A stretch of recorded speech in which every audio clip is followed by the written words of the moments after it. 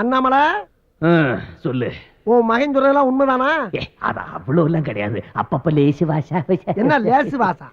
போய் ஒரு வேலைக்காரியை டச் பண்ணிருக்கேன். வெக்கமா இல்ல உனக்கு? வெக்கம் இருக்கு. அதனாலதான் பகல்ல எதுவும் வச்சுக்கல, ராத்திரி மட்டும்தான். ஐயப்பா, செஞ்ச தப்புக்கெல்லாம் நியாயம் சொல்றிய? எங்கயா கத்துக்கிட்ட நீ?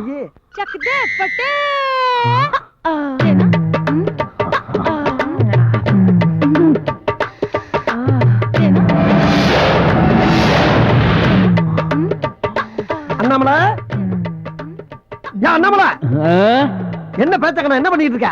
ஒரு அழகான பேய் போயிட்டு இருக்கு, கரெக்ட் பண்ணிட்டு இருக்கேன். ஆவியாயும் அக்கப்போர் போலைய. எப்பா பசுபதி, நீ சொன்னதெல்லாம் கரெக்ட். உங்க அப்பா இங்க வந்து அதே வேலைதான் பாத்துக்கிட்டு இருக்கான், திருந்தவே இல்ல.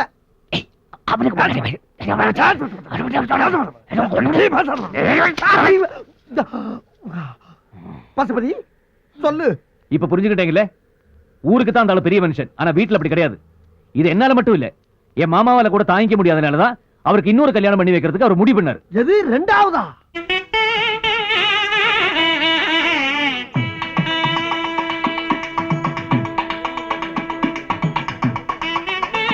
இல்ல ஐயா, ஊரெல்லாம் ஆசீர்வாதம் பண்ணியும் பிரயோஜனம் இல்ல. நான் இதெல்லாம் பண்றது என் பசங்களுக்காகத்தான். என் பையன் தாலியை தொட்டு கொடுத்த பிறகுதான் நான் அதை கட்டுவேன். அவனை கூட்டு வர சொல்லு. ஐயோ, என்ன அவசரம் மாதிரி? பசுபதி, உங்க அப்பாவு கல்யாணம். வாப்பா.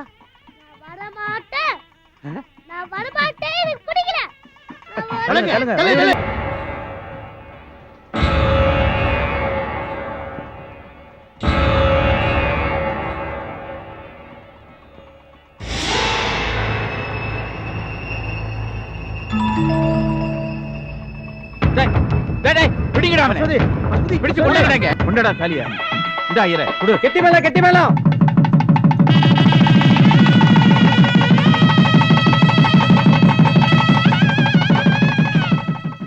வேலு, கல்யாணம் நல்லபடியா நடந்தா பையனுக்கு மொட்டை போடுறதா அம்மனுக்கு வேண்டிக்கிட்டு இருந்தேன். பசுபதியை கூட்டு போய் மொட்டை போட்டு கூட்டுவாங்க. எல்லாரும் அவங்களுக்கு பின்னால வாரிசு கூட நல்லா இருக்குன்னு நினைப்பாங்க. ஆனா ஏன் அப்ப மட்டும் என்ன பத்தியே கவனிக்காம அவரோட சந்தோஷத்தை மட்டும் பார்த்துட்டு இருந்தாரு. தாயோட பாசம், தந்தையோட வளர்ப்பு, இதெல்லாம் என்னன்னு எனக்கு தெரியாது. அண்ணாமலை, கேக்குதா? கேட்டுக்கிட்டு தான் இருக்கேன். கேட்டு என்ன பண்ண? செத்ததுக்கு பின்னால திருந்தனுமே ஒரு மனுஷன். நீ எல்லாம் பேசுற. பசுபதி, இவ்வளவு சொன்னிய, ஒரு முக்கியமான விஷயத்தை சொல்ல மறந்துட்டியே. என்ன? உங்க அப்பா அண்ணாமலை எப்படி செத்தான்? இது வரைக்கும் எல்லாம் எங்கிட்ட கேட்டு தானே தெரிஞ்சுக்கிட்டேங்க. அந்த ஆளுங்க இங்க பக்கத்துல தானே இருக்காரு, அது அவர்கிட்ட கேட்டு தெரிஞ்சுங்க. இதுவும் நியாயம் தான். அண்ணாமலை,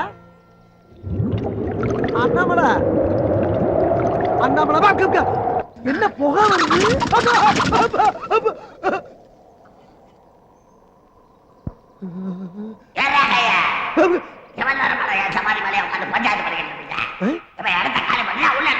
இல்லங்க, போயிடுறேன்.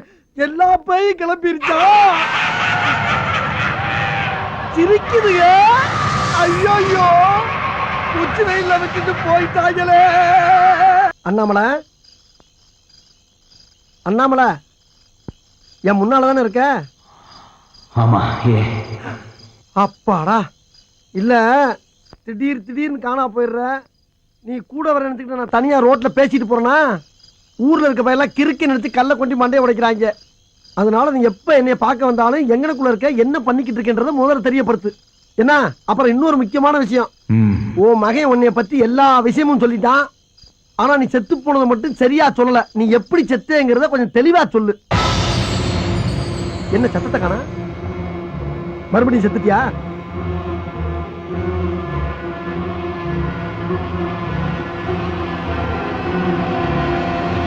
அண்ணாமலை, உனக்கு விதிக்கப்பட்ட விதியோட காலம் சீக்கிரமாக முடிய போகுது.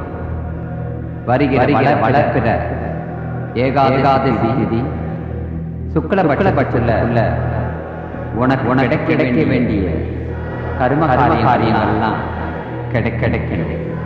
அப்பதான் இந்த நிலையிலிருந்து விடுபட்டு வேற உன்னதமான நிலைக்கு நீ போகணும்.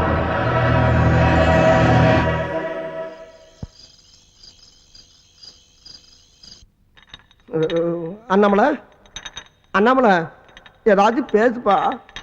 எனக்கு காப்பி கூட வேணாப்பா. என்னால எதையும் நம்ப முடியல, நம்பாம இருக்கவும் முடியல. எதை? செத்தவங்க ஆவியா வருவாங்கன்னு சொல்லுவாங்க. அதை நான் நம்பினதே கிடையாது. உன்னை பார்த்தோன்னே நம்பினேன். ஆனா அந்த ஆவிக்கு ஒரு முடிவு இருக்குங்கிறது எனக்கு இப்பதாப்பா தெரியுது. ஆமா, ஆவிகளுக்கு ஒரு முடிவு இருக்கு. ஒவ்வொரு உயிருக்கு இத்தனை வருஷம் தான் ஆயுளுங்கிறத பிரம்மா பிறக்கும் போதே முடிவு பண்ணிடுறாரு. முடிவு பண்ண காலத்துக்கு முன்னாடியே ஒருத்தன் செத்துட்டா அந்த ஆத்மா மேல போகாது. அதுக்கு விதிக்கப்பட்ட இறப்பு காலம் வரைக்கும் பூமியிலேயே சுத்திட்டு இருக்கும். அதுக்குள்ள இறந்தவங்களுக்கான கர்ம காரியங்களை அவங்கள சேர்ந்தவங்க செய்யணும். அப்பதான் அவங்களோட காலம் முடிஞ்சு அவங்க அமைதியா போய் சேருவாங்க. என்னோட நிலைமை அப்படித்தான். எனக்கு விதிக்கப்பட்ட நேரம், காலம் இதெல்லாம் நெருங்கிட்டே இருக்கு. அவரே என்ன என் மகன் நம்பியிருப்பான்ல? நம்பின மாதிரி தெரியல. என்ன கொஞ்சம் முயற்சி பண்ணோம்னா அவனை நம்ம வழி கொண்டு வரலாம். அது உன்னாலதான் முடியும். நீதான் அவனை பேசி பேசி சரி பண்ணும். உன்னை நம்பிட்டா அப்புறம் அவன் என்ன நம்புவான்? ஓ அப்படியா? சரி அண்ணாமலை, எனக்கு ஒரு சின்ன சந்தேகம். ஊர்லயே வசதியான ஆளு, பெரிய மனுஷன் வேற, எல்லாருக்கும் நல்லதுதான் செஞ்சிருக்க. அப்படி இருக்கும்போது உனக்கு எதிரியே இருக்க வாய்ப்பு இல்லை. எப்படிப்பா செத்த? தெரியல. எது தெரியாதா? எப்பா செத்து போனவனுக்கு எப்படி செத்தம்னு தெரியாதா? என்னடா இது கொடுமையா இருக்கு. பொதுவா கொலையோ தற்கொலையோ எதுவா இருந்தாலும் உயிர் போறதுக்கு முன்னாடி தெரியும் சொல்லுவாங்க. ஆனா இது எனக்கே தெரியாம நடந்தது. எது உனக்கே தெரியாதா? ஆமா, இரண்டாவது சம்சார அழகுக்கு எனக்கிடல பிரச்சனைகள் வந்த போது செத்து போன முதல் சம்சாரத்துக்கு சாங்கியம் படினா குடும்பத்துல எந்த குழப்பமும் வராதுன்னு என் மச்சான் வேலு சொன்னா. எல்லா அழகுக்கு தெரியாம ரகசியமா இருக்கணுமேங்கிறதுக்காக யாருக்கும் தெரியாம வீட்டு பக்கத்து தோப்புல சாங்கியத்துக்கான ஏற்பாடுகள் செஞ்சேன். அதுக்கப்புறம் என்ன நடந்ததுன்னு உன் முன்னாடி இருக்கிற கண்ணாடியில நீயே பார்த்து தெரிஞ்சுக்க.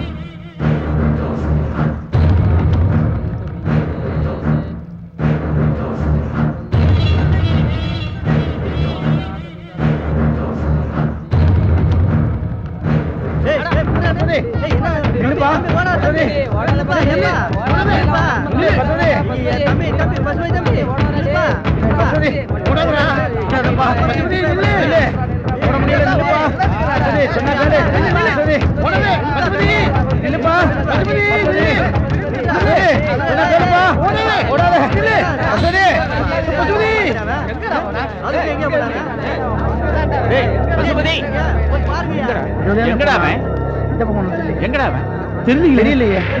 சும்மா நிக்காதீங்க, நாலு பக்கம் போய் தேடுங்க.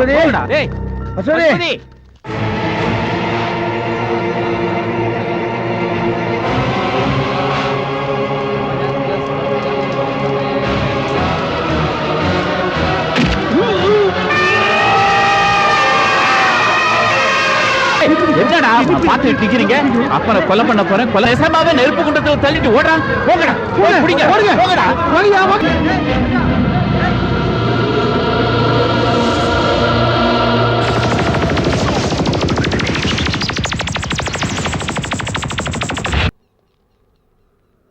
செத்தவங்க மறுபடியும் ஆவியா வருவாங்கிறதே என்னால் நம்ப முடியல. அப்புறம் இது மட்டும் எப்படி நம்ப முடியும்? அது மட்டும் இல்ல, எங்க அப்பா சொன்னதாக சொல்லி நீங்க ஏமாத்த பாக்குறீங்கன்னு நான் சொல்றேன். உங்களால அதை மறக்க முடியுமா? நான் ஏப்பா உன்கிட்ட போய் சொல்லி ஏமாத்த சொல்லலாம் சார், சொல்லலாம். உயிரோடு இருந்த காலத்துல அந்த ஆளை என்னைக்காவது ஒரு நாள் என்ன நிம்மதியா இருக்க விட்டுருக்கனா? என்ன மொட்டை அடிச்சு ஊரே என்ன பார்த்து பேர் சொல்லி கூப்பிடாம டே மொட்டையா கூப்பிடுற அளவுக்கு பண்ணி வச்சாங்க எங்க அப்பா. பொம்பளை பொறுக்கியா இருந்தா எங்க அம்மாக்கு துரோகம் பண்ணிட்டு இன்னொரு கல்யாணம் பண்ணிட்டா. அதை மறைக்கிறதுக்காக அம்மாக்கு ஏதோ சாங்கியம் பண்றதாக சொல்லி அந்த நெருப்பு குடத்துல விழுந்து செத்தான். அவன் பண்ணின கர்மா இப்ப ஆவியா அலையறதாக நீங்க சொல்றீங்க. இதே மீறி அந்த ஆளு மேல எனக்கு எப்படி மரியாதை வரும், மதிப்பு வரும்? தயவு செஞ்சு இதெல்லாம் விட்டுட்டு வேற பொழப்பு இருந்தா பாருங்க, போங்க. அண்ணாமலை, அவன் சொல்றதுலயே ஒரு நியாயம் இருக்கு தலப்பா செய்யுது. நீ அவனை எப்படி சமாதானப்படுத்த போறேன்னு தெரியலையே. அப்படியேப்பா, சாவறதுக்கு முன்னாடி நான் செஞ்ச தப்புக்கெல்லாம் பிராயச்சித்தம் தேடணும்னு நினைக்கிறேன். இந்த ஊரு உலகம் இதெல்லாம் என்ன தப்பா நினைச்சாலும் என் மகனுக்கு நான் உண்மையா இருக்கணும்னு ஆசைப்படுறேன். சரிப்பா, அதுக்கு என்ன வழி இருக்கு? அதுக்கு நீ கொஞ்சம் ஒத்துழைக்கணும். நானா? ஆமா, உன்ன மாதிரி ஒரு மீடியத்தினாலதான் அது முடியும். உன் ஆத்மாவை கொஞ்சம் விலக்கி வச்சுட்டு உன் உடம்புக்குள்ள நான் நுழையறதுக்கு நீ அனுமதி கொடுத்தா உன் மூலமா என் மகனுக்கு நான் யாருங்கிறத நிரூபிக்க முடியும். சத்தியமா எனக்கு நம்பிக்கை இருக்கு.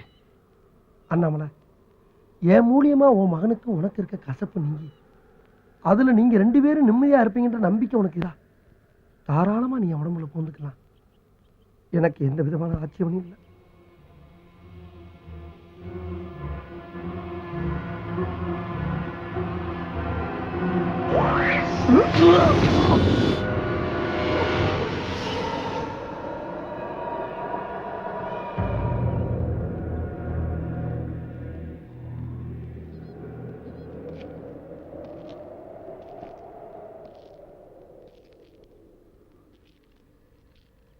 நைனா, நைனா.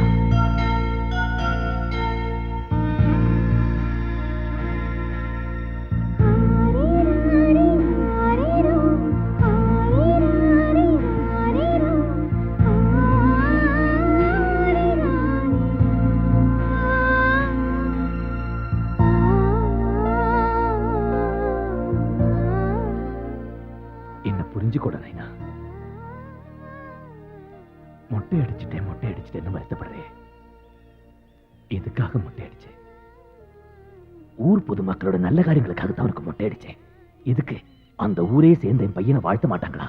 அது மூலமா என் பையன் நீண்ட நெடுகாலம் நீடூழி வாழ மாட்டானுங்கிற ஒரு தகப்பனுக்கு இருக்கிற நப்பாசுதான் கல்யாணம் பண்ணிக்கிட்டேன். எதுக்காக? உன்னை பாதுகாக்கிறதுக்கு ஒருத்தர் வேணுமேங்கிறதுக்காகத்தான். முதராத்திரி அன்னைக்கு அவகிட்ட சத்தியம் கூட வாங்கினேன். உன்னை மீறி ஒரு வாரிசு நம்ம குடும்பத்துக்கு வரக்கூடாதுன்னு தான். ஆனா அவ அதை மீறிட்டா.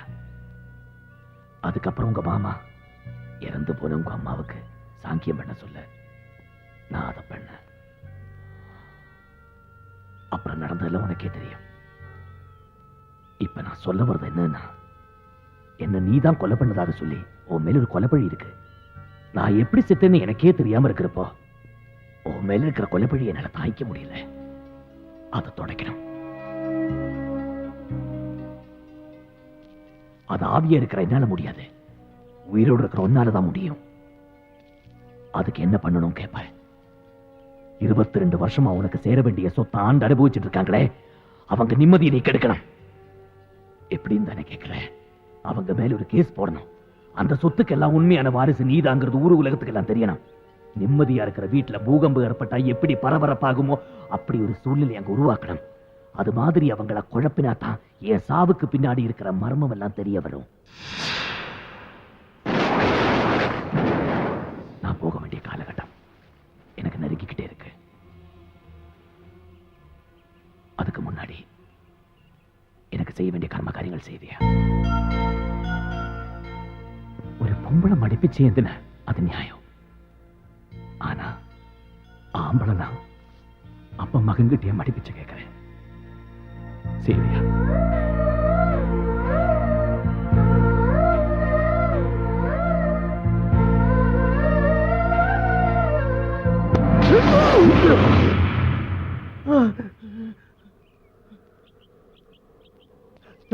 நீ எங்க இங்க வந்த? நான் வந்தது இருக்கட்டும். நீங்க என்ன பண்ணிட்டு இருக்கிற? பேசிக்கிட்டு இருக்கேன். யாருகிட்ட? இந்த இவர்ட்ட. நான் உங்ககிட்ட என்ன சொன்னேன்? என்ன சொன்ன? 37B பஸ் பிடிச்சு கீழ்பாக்கம் போய் ஹாஸ்பிடல் அட்மிட் ஆக சொன்னா இல்லையா? ஆமா. அப்ப ஏன் போகல? அங்க போனவன சேர்த்துக்கிறவங்களா கவிங்க? எங்கோட வர சேர்த்து விடுற? சேர்த்து விடுற? தேவையில்லாம இந்த பிரச்சனை பண்ணிட்டு இருக்க நீங்க. இது நான் உங்ககிட்ட பிரச்சனை பண்றேனா? பின்ன ஏண்டா நல்ல ஸ்டாஃப கூட்டிக்கிட்டு வந்து அப்ப நான் காட்டுறேன், ஆட்டுக்குட்டியை காட்டுறேன், நீ கரெக்டா பண்ணிவிட்டு நான் பிரச்சனை பண்ண சொல்றேன். நீ பிரச்சனைக்கு வரலப்பா. ஓ, என் பிரச்சனை நீ வருவியா? வந்து வர பாப்போம். ஐயோ, ஒரு பேச்சுக்கு சொல்லண்டா ஐயா.